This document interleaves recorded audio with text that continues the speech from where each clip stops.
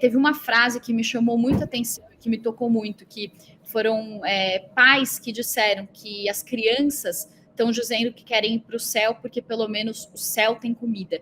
Então essa é a situação hoje que acontece. O Ministério de Saúde de Gaza, que é administrado pelo Hamas, disse que pelo menos 115 palestinos morreram de fome desde o início dos da ofensiva israelense, depois dos ataques feitos pelo Hamas em 7 de outubro de 2023. E aí, para finalizar, também uma informação que chegou agora de manhã, também da ONU, dizendo que Gaza está prestes a ficar sem alimentos terapêuticos, que são aqueles alimentos enriquecidos, com pasta de amendoim, que são essenciais para tratar a desnutrição grave. Então, eles dizem que só tem o suficiente para tratar 3 mil crianças e que só nas 2 primeiras semanas de julho eles precisaram tratar 5 mil crianças. Então, a gente está falando sobre essa situação de fome e de pessoas morrendo de fome na faixa de Gaza.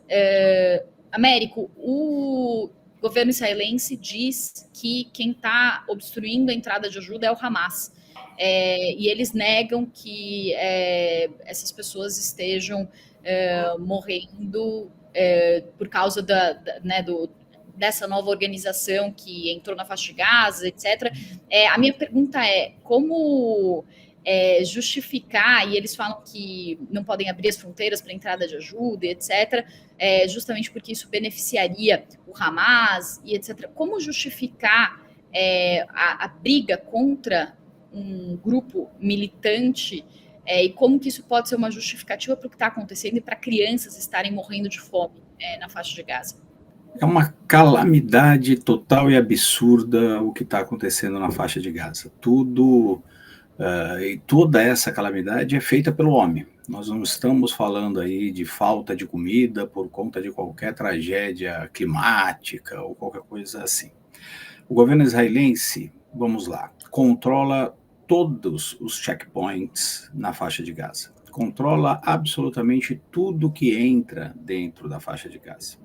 Nós tivemos, como você acabou de dizer, Priscila, pelo menos 115 pessoas que morreram de fome, inclusive crianças, bebês, que são os mais vulneráveis. E Israel diz que simplesmente não é responsável por essa fome, apesar de ser o país que controla tudo que entra na faixa de Gaza, tudo que sai da faixa de Gaza, quem entra e como entra. E nós temos uma situação que também é parte dessa calamidade, que é de responsabilidade do governo israelense, que é a forma da distribuição do que entra, do pouco que Israel permite que entre na faixa de Gaza. Porque até o ano passado, pelo menos, essa distribuição da ajuda humanitária, comida, remédios, água, era feita através de um sistema organizado pela ONU e a sua agência para os refugiados palestinos, que foi uma das primeiras agências criadas ali no comecinho da ONU, logo depois da criação do Estado de Israel, quando os palestinos foram expulsos das suas áreas e acabaram indo para Gaza e para a faixa de Gaza. E eles são responsáveis para cuidar dos refugiados palestinos, não só nos territórios palestinos, mas também em outros lugares para onde os palestinos foram se refugiar, como Jordânia, Síria, Líbano. Essas entidades que eram responsáveis pela distribuição da ajuda humanitária. Mas Israel tem um grande problema com a ONU, porque a ONU já passou várias resoluções, tanto pela sua Assembleia Geral, como pelo seu Conselho de Segurança, condenando várias ilegalidades de Israel, com relação ao tratamento dos palestinos e com relação também ao território palestino. Por exemplo, a questão dos assentamentos israelenses na Cisjordânia, que são ilegais, que a ONU já determinou, inclusive pelo seu Conselho de Segurança, que eles não pudessem mais ser construídos, e Israel ignora todas essas determinações da comunidade internacional, basicamente porque tem o apoio do governo americano, que veta parte das resoluções. Essa dos assentamentos não foi vetada no governo Obama, passou, inclusive, com apoio velado dos Estados Unidos, que acabaram não votaram a favor, mas votaram pela abstenção.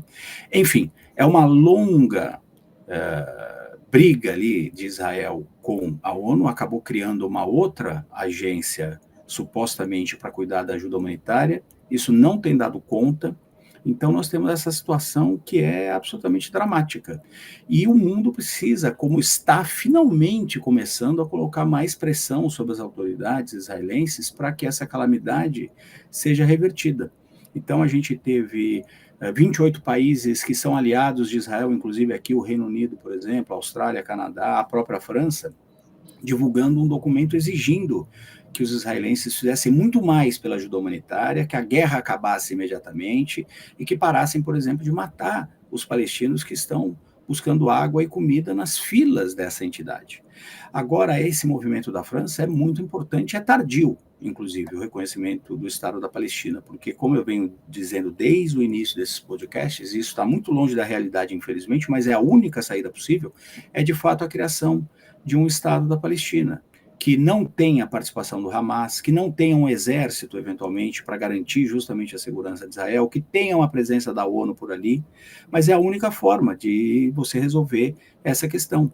E Israel e os Estados Unidos se mostram cada vez mais contra isso. Os Estados Unidos, que em administrações passadas eram a favor da criação do Estado da Palestina, deixaram isso claríssimo nessa resposta de hoje. A França dizendo pelo Trump ali que a França não tem importância, não é verdade, porque se não tivesse importância, ele não se dignaria a responder, e o Benjamin Netanyahu em Israel também não se descabelaria para responder ao Macron pelo reconhecimento do Estado da Palestina. 143 países já reconhecem o Estado da Palestina. É um movimento político para colocar pressão no governo israelense. Não vamos ter um Estado da Palestina, de fato, no curto prazo, mas é necessária essa pressão.